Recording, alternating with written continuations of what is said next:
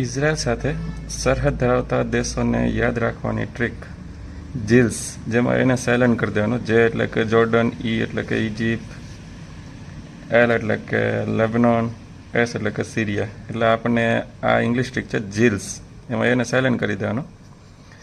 હવે ગુજરાતી ટ્રીક એટલા માટે જરૂરી છે યાદ રાખવી, કેમ કે એ આપણને ક્લોકવાઇઝ યાદ રાખવા મદદ કરે છે. લેબેન સી જોઈ, લેબેન સી જોઈ, લેબેન એટલે કે લેબનોન, સી એટલે કે સિરિયા, જો એટલે કે જોર્ડન, ઈ એટલે કે ઇજિપ્ત. એટલે આ એટલા માટે મહત્ત્વની છે કે આપણને ક્લોકવાઇઝ માહિતી આપે છે કે ઇઝરાયલ સાથે જે દેશ છે ને એ સરહદ ધરાવે છે ને એમની ક્લોકવાઇઝ માહિતી આપે છે લેબેન સી જોઈ ટ્રીક દ્વારા.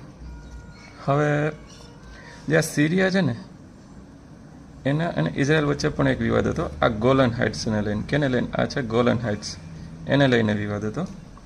પછી આ વેસ્ટ બેંક છે, એને લઈને વિવાદ ઇઝરાયલ અને જોર્ડન વચ્ચે હતો, આ વેસ્ટ બેંકને લઈને. પછી આ શું છે? તો કે આ છે ડેડ સી. ક્યાં આવેલો છે? કે ઇઝરાયલમાં. આ પણ પૂછાય છે કે ડેડ સી ક્યાં આવેલો છે? તો કે ઇઝરાયલમાં. અને આમ જોઈએ ને તો ઇઝરાયલ અને જોર્ડનની બોર્ડર ઉપર આવેલો છે આ ડેડ સી. ડેડ સીની ખાસિયત શું છે? તો કે લોકો ત્યાં ડૂબતા નથી. એનું કારણ શું છે? તો કે જે એમાં રહેલું દરિયાનું પાણી છે ને એની સાંદ્રતા ખૂબ જ વધારે છે, એટલા માટે ત્યાં લોકો ડૂબતા નથી. અને હાલમાં જે વિવાદ ચાલુ છે આ ગાઝા અને ઇઝરાયલ વચ્ચે છે. ગાઝામાં રહેલા હમાસ ગ્રુપ અને ઇઝરાયલ વચ્ચે આ વિવાદ થાય છે. જેના લીધે શું મહત્ત્વ છે? તો કે ઓપરેશન અજય એ ભારત સરકારે ત્યાંથી ભારતના લોકોને ભારત પરત લાવવા માટે ચલાવવામાં આવેલું છે ઓપરેશન અજય. એ પણ આપણને ખ્યાલ હોવો જોઈએ. હવે ઇઝરાયલની પૂર્વ બાજુએ શું છે? તો કે ઇઝરાયલની પૂર્વ બાજુએ છે સિરિયા અને જોર્ડન દેશ, અને પશ્ચિમ બાજુએ શું છે? તો કે ભૂમધ્ય સાગર, જેને કહેવાય છે મેડિટેરિયન સી. હવે આપણને એ પણ ખ્યાલ હોવો જોઈએ કે ઇજિપ્ત અને જોર્ડન વચ્ચે ગલ્ફ આવેલું છે, જે છે ગલ્ફ ઓફ અકાબા. શું છે? Gulf of Aqaba. અને ઇજિપ્ત પણ બે પાર્ટમાં વિભાજિત છે, જેની વચ્ચે એક ગલ્ફ છે, જેને કહેવામાં આવે ગલ્ફ ઓફ સુએઝ. હવે ગલ્ફ ઓફ સુએઝમાં ઇજિપ્ત દ્વારા એ કાંઈ સુએઝ નહેર બનાવવામાં આવી છે, જે રેડ સીને ભૂમધ્ય સાગર સાથે જોડે છે. એ પણ અવારનવાર પૂછે છે કે ભૂમધ્ય સાગર અને રેડ સીને કોણ જોડે છે? તો કે સુએઝ નહેર.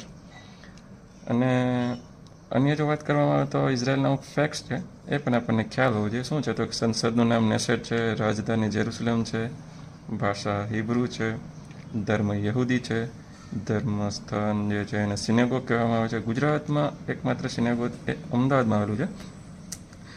પછી આપણને શું ખબર હોવી જોઈએ? તો કે ઈસવીસન 2000માં યુએસએ લેબેનોન અને ઇઝરાયલને અલગ પડતી જે લાઇન છે ને એને બ્લુ લાઇન કીધી છે, જે આ છે બ્લુ લાઇન. શું છે? Blue line. અને આવો એક પ્રશ્ન પણ પૂછાઈ ગયેલો છે.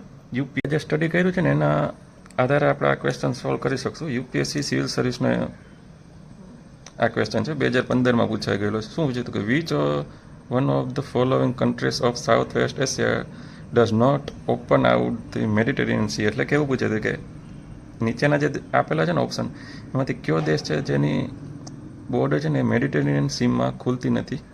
તો એ આપણે પહેલાં જોઈએ સિરિયા. તો કે હા, તમે અહીં જોઈ શકો છો સિરિયા અહીંયા ઓપન થાય છે મેડિટેરિયન સીમાં, એટલે એ સ્પર્શે છે. જોર્ડન અહીંયા છે, જોર્ડનની સ્પર્શે એટલે જવાબ બી આવશે, તો અહીંયા જોઈ શકો છો. પછી લેબનન, તો કે હા સ્પર્શે છે. ઇઝરાયલ, તો કે હા અહીંયા મેડિટેરિયન સી એટલે ભૂમધ્ય સાગરમાં સ્પર્શે છે. એટલે આના આપણે જે સ્ટડી કરી એના પરથી યુપીએસસીનો ક્વેશ્ચન પણ સોલ્વ કરી શકીએ છીએ. હવે જે એક ક્વેશ્ચન છે એ પણ જોશું આપણે, કે ઇઝરાયલ સાથે કયા કયા દેશોની જે બોર્ડર છે ને એ ટચ થાય છે. ઘણા જ પીસીએસમાં પૂછાઈ ગયું છે, એટલા માટે આ ટ્રીક સાથે યાદ રાખવું જરૂરી છે. તો શું પૂછશું? તો આપણી ટ્રીક શું છે? તો કે લેબેન સી જોઈ.